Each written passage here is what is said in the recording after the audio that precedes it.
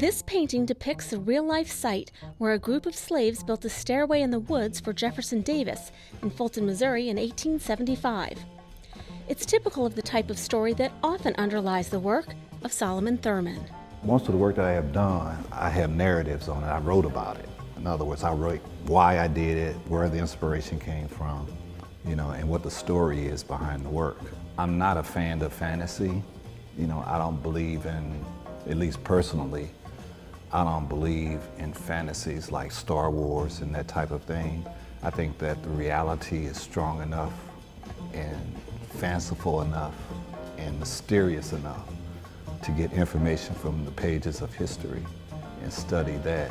Born to a musician father in segregated St. Louis, some of Solomon's other works have been inspired by everything from the story of a teenage slave named Celia to the jazz musicians he goes to see on Friday nights down at the clubs on 14th Street.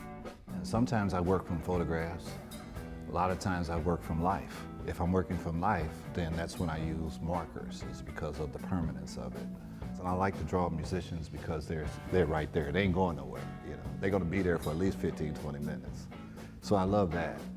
And I can generally do 15, 20 drawings in that time period. That as long as you keep your hands moving, you could create a whole lot in a 5-minute period. That's almost 2 heavyweight fights, 2 rounds of a heavyweight fight. I don't know, if you ever seen a 3-minute round, it's a lot going on in those 3 minutes, It's that type of variety and diversity that helped lead the Missouri Arts Council to name Solomon as their 2018 Individual Artist of the Year, the highest honor the organization gives. I never considered myself in the top pyramid of the talent pool, but I was always reaching for that.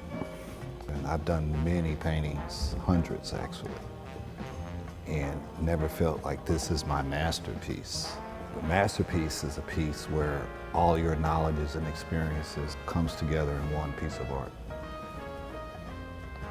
And I don't have that yet. What it would look like would be something that is spontaneous, innate. Elements and principles of design are illustrated. The color palette is a full spectrum palette. And I'm able to show the multiple reactions between space and different forms of space. If that can happen, then I would consider that my masterpiece.